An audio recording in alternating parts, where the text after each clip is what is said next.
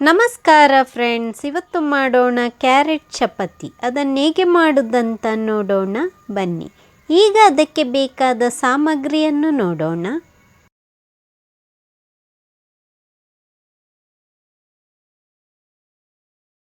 ಗೋಧಿ ಹಿಟ್ಟು 1.5 ಕಪ್ಪು, ಕ್ಯಾರೆಟ್ 1 ಕಪ್ಪು, ಶುಂಠಿ ಬೆಳ್ಳುಳ್ಳಿ ಪೇಸ್ಟ್, ಮೆಣಸಿನ ಹುಡಿ, ಕೊತ್ತಂಬರಿ ಸೊಪ್ಪು ಸಣ್ಣಗೆ ಹೆಚ್ಚಿದ್ದು.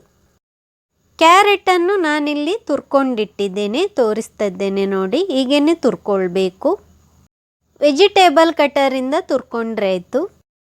ಗೋಧಿ ಹಿಟ್ಟನ್ನು ಹಾಕ್ತಾ ಇದ್ದೇನೆ.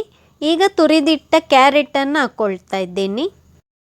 ಕ್ಯಾರೆಟ್ ಮತ್ತು ಗೋಧಿ ಹಿಟ್ಟನ್ನು ಫಸ್ಟಿಗೆ ನಾವು ಮಿಕ್ಸ್ ಮಾಡಿಕೊಳ್ಬೇಕು. ಇದನ್ನು ಮಿಕ್ಸ್ ಮಾಡಿದ ನಂತರ ಇದಕ್ಕೆ ಮೆಣಸಿನ ಹುಡಿಯನ್ನು ಹಾಕ್ಕೊಳ್ಬೇಕು. ಮೆಣಸಿನ ಹುಡಿಯನ್ನು ಈಗ ಹಾಕ್ತಾ ಇದ್ದೇನೆ. ಹಾಗೆಯೇ ಶುಂಠಿ ಬೆಳ್ಳುಳ್ಳಿ ಪೇಸ್ಟ್, ಕೊತ್ತಂಬರಿ ಸೊಪ್ಪು ಸಣ್ಣಗೆ ಹೆಚ್ಚಿದ್ದು, ಉಪ್ಪು ಹಾಕ್ತಾ ಇದ್ದೇನೆ. ಉಪ್ಪು ರುಚಿಗೆ ತಕ್ಕಷ್ಟು. ಈಗ ಇದನ್ನು ಚೆನ್ನಾಗಿ ಮಿಕ್ಸ್ ಮಾಡಿಕೊಳ್ಬೇಕು. ಇದನ್ನು ಫಸ್ಟ್ ಮಿಕ್ಸ್ ಮಾಡಿದ ನಂತರವೇ ನೀರನ್ನು ಹಾಕ್ಕೊಳ್ಬೇಕು. ಈಗ ನಾನು ನೀರು ಹಾಕಿ ಮಿಕ್ಸ್ ಮಾಡ್ತಾ ಇದ್ದೇನೆ. ನೀರು ಒಮ್ಮೆಲೆ ಹಾಕ್ಕೊಳ್ಳೋದು ಬೇಡ, ಸ್ವಲ್ಪ ಸ್ವಲ್ಪ ಹಾಕಿ ಮಿಕ್ಸ್ ಮಾಡಿದರೆ ಆಯಿತು.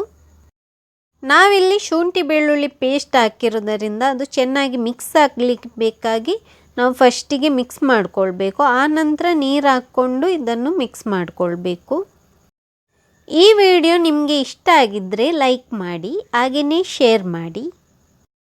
ಈಗ ಚಪಾತಿ ಹಿಟ್ಟು ರೆಡಿಯಾಗಿದೆ. ಈಗ ಇದಕ್ಕೆ ಎಣ್ಣೆ ಹಾಕ್ಕೊಳ್ಬೇಕು. ನಾನಿಲ್ಲಿ 1 ಟೇಬಲ್ ಸ್ಪೂನ್ನಷ್ಟು ಎಣ್ಣೆ ಹಾಕ್ತಾ ಇದ್ದೇನೆ. ಎಣ್ಣೆ ಹಾಕಿದ ನಂತರ ಅದನ್ನು ಎಲ್ಲ ಕಡೆಗೂ ಅಪ್ಲೈ ಮಾಡಬೇಕು. ಈಗ ಇದನ್ನು 10 ನಿಮಿಷದ ಕಾಲ ಬಿಡಬೇಕು. ಹಿಟ್ಟು ಚೆನ್ನಾಗಿ ಸೆಟ್ ಆಗಲಿಕ್ಕೆ ಬೇಕಾಗಿ 10 ನಿಮಿಷ ಬಿಡಬೇಕು. ಈಗ ನೋಡಿ 10 ನಿಮಿಷ ಆಗಿದೆ. ಈಗ ನಾನು ಹಿಟ್ಟನ್ನು ತೋರಿಸ್ತಾ ಇದ್ದೇನೆ ಇಲ್ಲಿ. ಹಿಟ್ಟು ಚೆನ್ನಾಗಿ ಸೆಟ್ ಆಗಿದೆ. ಈಗ ಇದನ್ನು ಉಂಡೆ ಮಾಡಬೇಕು. ಉಂಡೆ ಮಾಡುವಾಗ ನಿಮಗೆ ಯಾವ ಸೈಜಲ್ಲಿ ಬೇಕು ಆ ಸೈಜಲ್ಲಿ ಮಾಡಿದರೆ ಆಯಿತು. ನಾನಿಲ್ಲಿ ಮೀಡಿಯಮ್ ಸೈಜಲ್ಲಿ ಮಾಡ್ತಾ ಇದ್ದೇನೆ. ಇಲ್ಲಿ 8 ಉಂಡೆ ಮಾಡಿದ್ದೇನೆ. ಈಗ ಅದನ್ನು ಲಟ್ಟಿಸ್ಕೊಳ್ಬೇಕು. ಗೋಧಿ ಹಿಟ್ಟನ್ನು ಹಾಕಿ ನಾನಿಲ್ಲಿ ಲಟ್ಟಿಸ್ತಾ ಇದ್ದೇನೆ. ಲಟ್ಟಿಸಿಕೊಳ್ಳುವಾಗ ಜಾಗ್ರತೆಯಿಂದ ಲಟ್ಟಿಸ್ಕೊಳ್ಬೇಕು. ನಾವಿಲ್ಲಿ ಕ್ಯಾರೆಟ್ ಹಾಕಿರುವುದರಿಂದ ಲಟ್ಟಿಸುವಾಗ ಅದು ಹೊರಗೆ ಬರುತ್ತೆ. ಅದಕ್ಕಾಗಿ ಲಟ್ಟಿಸುವಾಗ ಜಾಗ್ರತೆಯಿಂದ ಲಟ್ಟಿಸಿದ್ರೆ ಆಯಿತು. ಈಗೇನೆ ಉಳಿದಿರುವ ಚಪಾತಿಯನ್ನು ಕೂಡ ಲಟ್ಟಿಸ್ಕೊಳ್ಬೇಕು. ಈಗ ಚಪಾತಿಯನ್ನು ಲಟ್ಟಿಸಿ ಆಗಿದೆ. ಈಗ ಇದನ್ನು ಫ್ರೈ ಮಾಡೋಣ.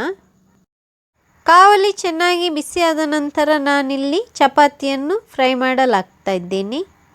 ಬೆಣ್ಣೆ ಹಾಕ್ತಾ ಇದ್ದೇನೆ. ನಿಮಗೆ ಬೇಕಿದ್ದರೆ ಬೆಣ್ಣೆ ಹಾಕ್ಕೊಳ್ಬೋದು, ಇಲ್ಲದಿದ್ದರೆ ತುಪ್ಪ ಕೂಡ ಯೂಸ್ ಮಾಡ್ಬೋದು, ಹಾಗೆಯೇ ಎಣ್ಣೆ ಕೂಡ ಯೂಸ್ ಮಾಡ್ಬೋದು.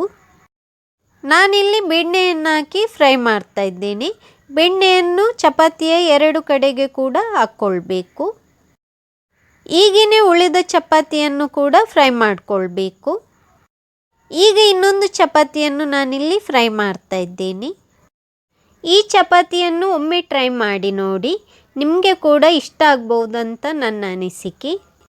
ಈ ಚಪಾತಿ ಹೆಲ್ತಿಗೆ ತುಂಬಾ ಒಳ್ಳೆಯದು. ತುಂಬ ಫೈಬರ್ ಅಂಶವಿರುವುದರಿಂದ ಈ ಚಪಾತಿಯನ್ನು ಒಮ್ಮೆ ಟ್ರೈ ಮಾಡಿ ನೋಡಿ. ನಾನಿಲ್ಲಿ ತೋರಿಸ್ತಾ ಇದ್ದೇನೆ. ಚಪಾತಿ ತುಂಬಾ ಸಾಫ್ಟಾಗಿ ಬಂದಿದೆ.